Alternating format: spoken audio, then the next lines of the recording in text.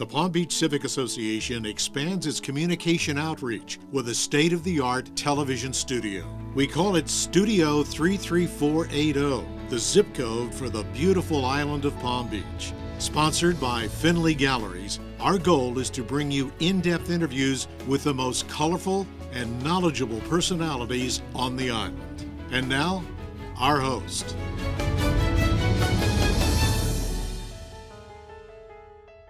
Welcome to Studio 33480. I'm your host, William Kelly, and with me today is Palm Beach Police Lieutenant Paul Alber. Lieutenant, welcome. Thank you. Thank you very much. Hurricane season is upon us again as of June 1st, and so we're here to talk about that today. What do people need to do to be prepared? And I know you have said in the past that it all begins with have a plan. And so what all does that entail? It starts early. You need to plan ahead to secure your house, prepare a place where you might be able to go if an evacuation order is put out, and you need to prepare your property. Once an evacuation order has been issued, what is your best guidance to people to move off the island as safely as possible? If there's an evacuation order, you need to evacuate. We had a very powerful reminder last season with Hurricane Ian on the West Coast. They were hit with 150-mile-an-hour winds in southwest Florida. There was a total of 156 deaths in the United States. 66 of those were from storm surge, and 41 of those were just in Lee County in the Fort Myers Beach, Sanibel area. Those were people that decided to remain on the island, and they paid for their decision with their lives. Those are all preventable deaths. If a storm is approaching and an evacuation order is placed, you need to evacuate. Do you have any sense of what percentage of residents on the island of Palm Beach typically decide to stay and ride out the storm? And is it mobility issues? There's a variety of reasons. And we do everything that we can to put out as much information as possible and put the warnings out in a timely manner so that people have the ability to leave. But some people worry about their pets. They haven't made arrangements to evacuate with their animals. Sure. Sometimes it's mobility or health. Sometimes it's just complacency, and they think, well, it's not going to be as bad as they say it's going to be, or it's going to miss us. We do the best we can to put it out there so that you can make good decisions, but there's going to reach a point during the storm, if we have a direct hit, where we're going to pull our people in off the road, and we're not going to be able to come to assist you. And your decision could wind up being a fatal decision. Going back to the Hurricane Ian statistics, there were a number of people that died as a result of their inability to get timely medical care. And that could be a factor too. You make it through the storm, but now you have a cardiac event and you live on the 10th floor and the elevators aren't working. What are you going to do now? You can't. Maybe the cell phone service isn't out. That's why it's important to plan ahead. I know people worry about their properties, how to secure their home, their possessions. Crime is always something that's in the back of their mind as well. What can they do ahead of time to make sure that their property is as secure as possible in those cases where they are going to be evacuating?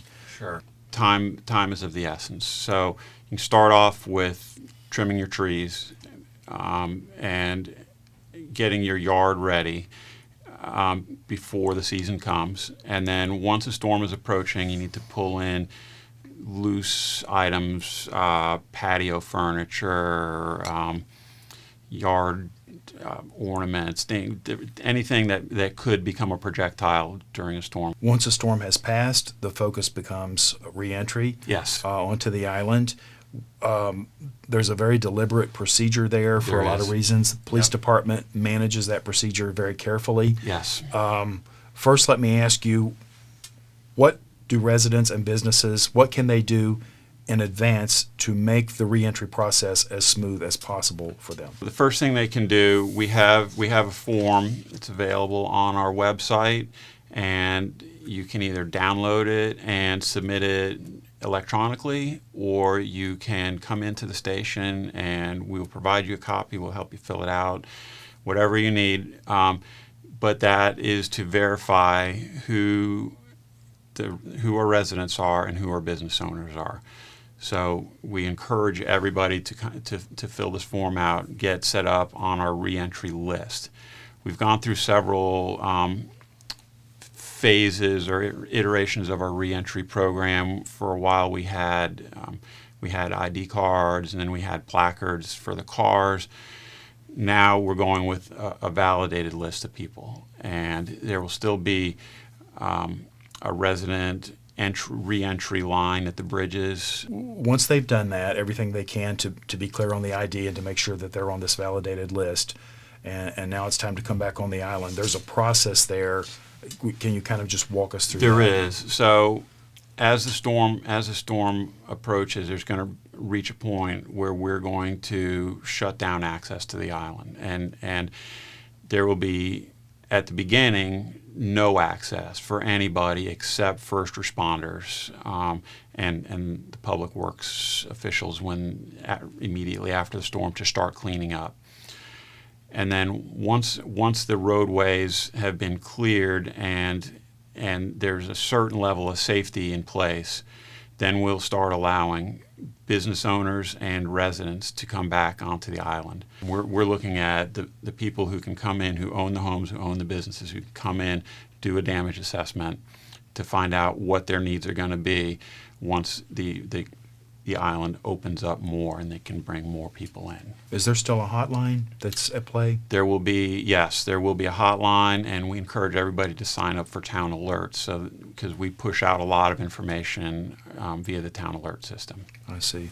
And if there's an owner who's not here as the reentry process is occurring, if they have a designated property manager, that's not a problem? That is not a problem, no. We want select individuals who are going to come in to do a damage assessment, maybe that need to secure a broken window or, something along those lines. And then as the days progress, as time progresses after the storm, we have a series of phases where we'll allow more and more access to the island. But it's a tested and proven system. We've been through this many times before. And our two primary concerns are, number one is safety.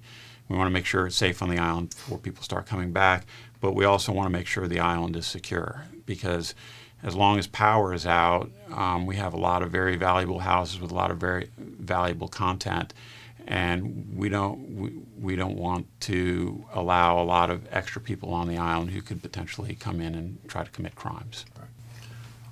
Lieutenant Paul Alber, thank you very much for being with us. Appreciate it. It's my pleasure, always. And I'd like to thank you all for being with us today here on Studio 33480. We look forward to seeing you next time.